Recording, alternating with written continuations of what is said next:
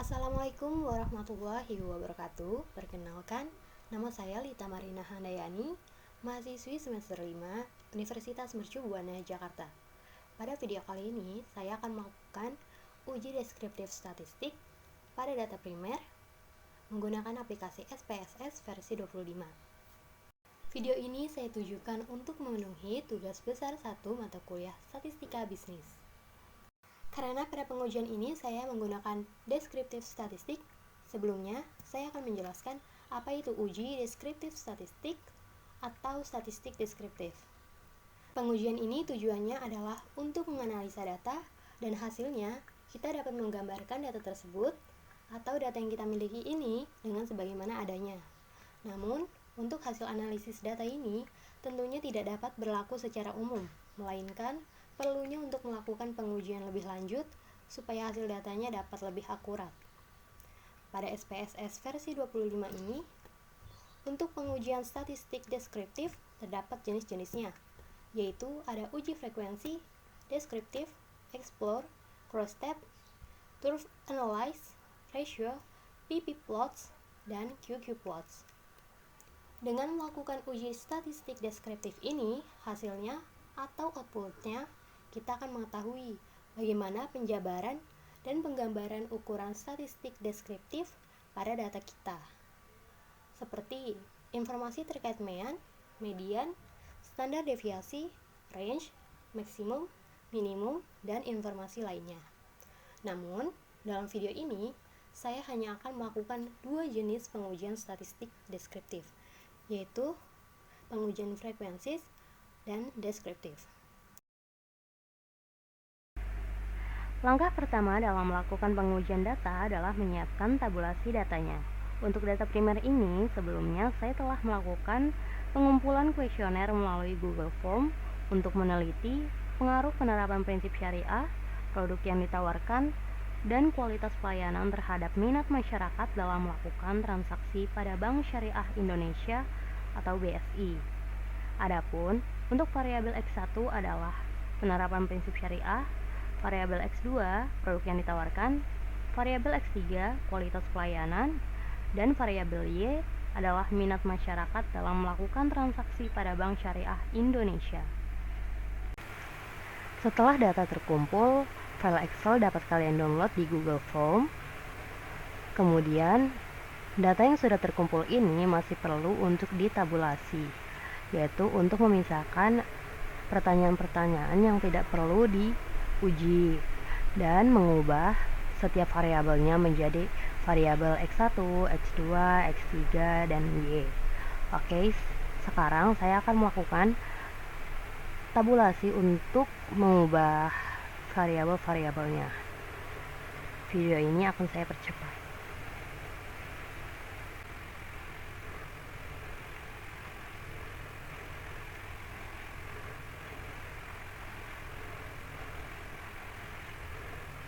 Tabulasi data selesai.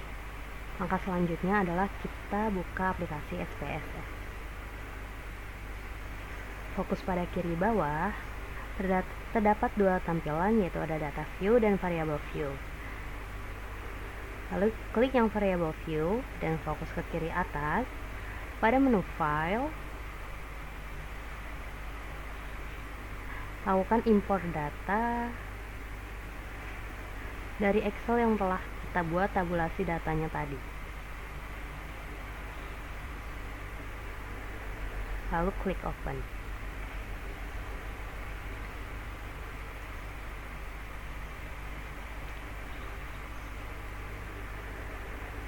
Tunggu hingga datanya terinput ke dalam sistem SPSS. Lalu klik OK.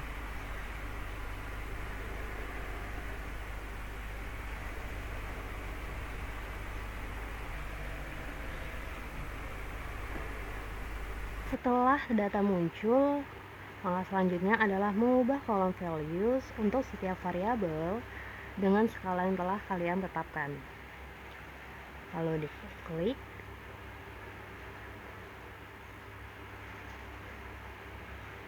Tulis skala yang kalian tetapkan.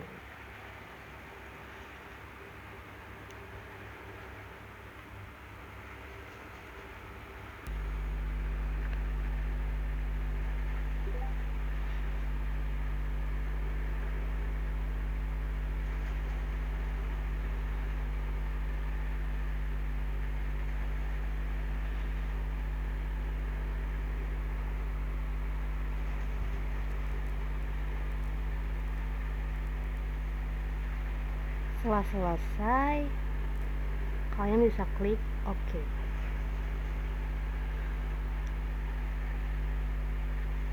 Lalu untuk variabel yang lainnya, kalian tinggal copy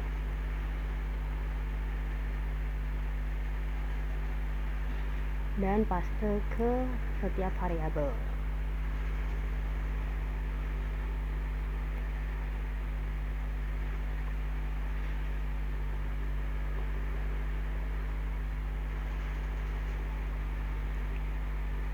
Terkecuali untuk total tidak perlu diikut sertakan. Setelah selesai, pastikan pada kolom measure untuk setiap total gunakan scale. Selanjutnya, berikan label untuk setiap total berdasarkan variabel-variabel terkait. Misalnya untuk variabel 1, penerapan prinsip syariah.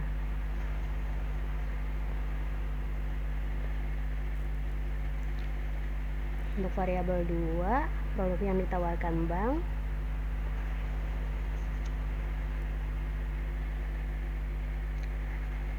Variabel ketiga, kualitas pelayanan.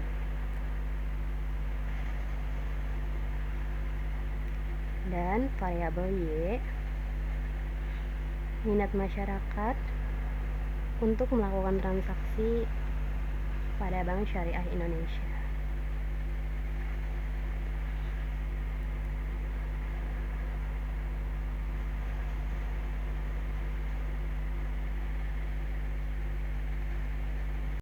Langkah selanjutnya kita ke data view. Pada menu di atas terdapat menu analyze, klik dan pilih descriptive statistik. Untuk jenis pertama, saya akan melakukan pengujian pada frekuensi. Lalu input semua variabel-variabel seperti X1, X2, X3, dan Y. Lalu pada statistik, checklist Bayesian median, standard deviation, range, maksimum dan minimum. Lalu klik continue. Untuk charts, klik yang histogram. Ini akan memunculkan kurva pada hasil statistik. Lalu klik continue. Klik OK. Tunggu hingga hasil outputnya keluar. Setelah hasil output keluar, pada tabel statistics terlihat jelas. Untuk N valid adalah 15 dan N missing adalah 0. Artinya bahwa data ini memiliki data yang diuji sebanyak 15 data dan tidak ada data yang tidak teruji.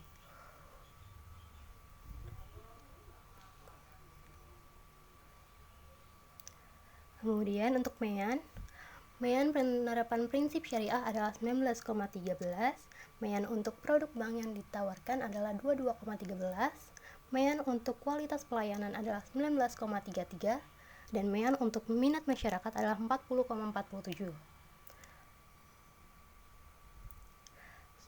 Selanjutnya adalah median. Untuk median penerapan prinsip syariah adalah 19,00. Untuk median produk bank yang ditawarkan adalah 22,0. Untuk median kualitas pelayanan adalah 20,00 dan untuk median minat masyarakat adalah 42. Selanjutnya adalah range. Untuk range penerapan prinsip syariah berada pada range 9. Untuk range produk yang ditawarkan di bank adalah 9. Untuk range kualitas pelayanan adalah 8, dan untuk range minat masyarakat berada di angka 16. Selanjutnya, untuk nilai minimum pada penerapan prinsip syariah berada di angka 14. Untuk nilai minimum produk bank yang ditawarkan berada pada angka 18. Untuk nilai minimum pada kualitas pelayanan berada pada angka 15. Dan untuk nilai minimum pada minat masyarakat berada di angka 30. Kemudian untuk nilai maksimum pada penerapan prinsip syariah berada di angka 23. Untuk produk bank yang ditawarkan memiliki nilai maksimum 27. Untuk kualitas pelayanan memiliki nilai maksimum 23. Dan untuk minat masyarakat memiliki nilai maksimum sebanyak 46.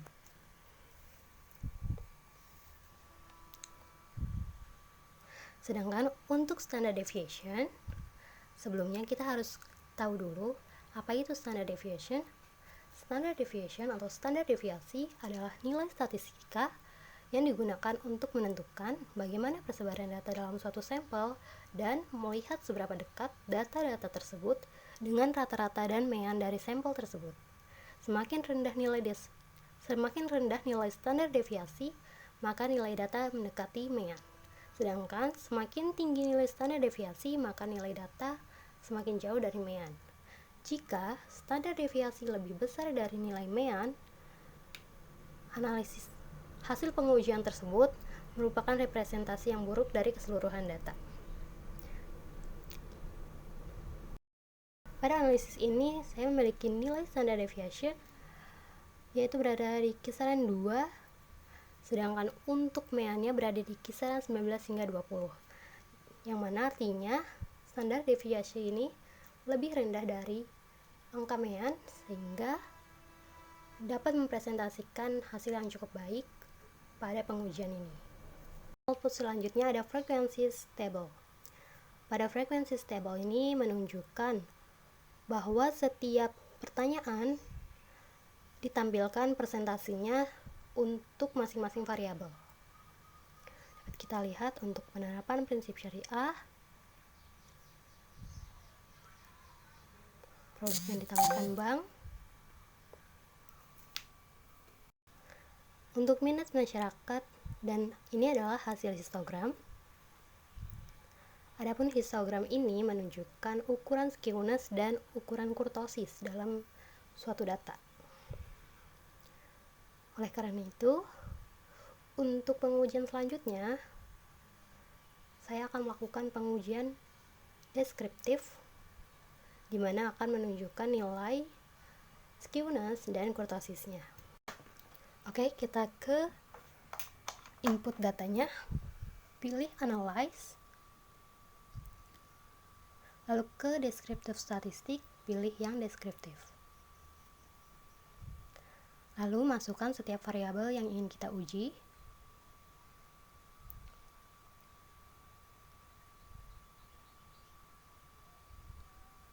Lalu klik option, centang bagian skewness dan kurtosis. Lalu klik continue dan klik OK. Maka akan muncul tampilan hasil dari deskriptif data. Untuk deskriptif data ini hasilnya lebih sederhana dibandingkan untuk frekuensis, jadi lebih mudah dipahami. Sebelumnya, untuk pengujian deskriptif ini saya ingin menjelaskan terkait ukuran skewness dan ukuran kurtosis. Pertama, untuk ukuran skewness adalah ukuran ketidaksimetrisan dalam distribusi nilai untuk penilaian angka skewness. Dapat dilihat dari hasil kurva histogram. Jika gelombangnya mengarah ke kanan, artinya bernilai negatif. Jika gelombangnya mengarah ke kiri, artinya bernilai positif. Pada data yang saya miliki, histogram ini memiliki kurva yang bergerak gelombangnya ke arah kanan, sehingga hasilnya bernilai negatif. Namun ini simetris, tidak terlalu ke kanan. Lalu untuk ukuran kurtosis adalah indikator yang menunjukkan derajat keruncingan. Semakin besar nilai kurtosis, maka kurva semakin runcing. Nilai referensi kurtosis adalah 3. Jika nilai kurtosis lebih dari 3, maka data tersebar secara tidak ideal atau tidak merata. Dalam pengujian ini, hasil data yang saya miliki, nilai kurtosisnya berada di kisaran angka 1, sehingga nilai kurtosisnya berada di bawah angka 3, dan dapat dikatakan bahwa data ini tersebar secara merata. Sekian video penjelasan terkait pengujian statistik deskriptif untuk jenis frekuensi dan deskriptif. Semoga video ini mudah dimengerti dan dapat berguna. Terima kasih telah menonton. Wassalamualaikum warahmatullahi wabarakatuh.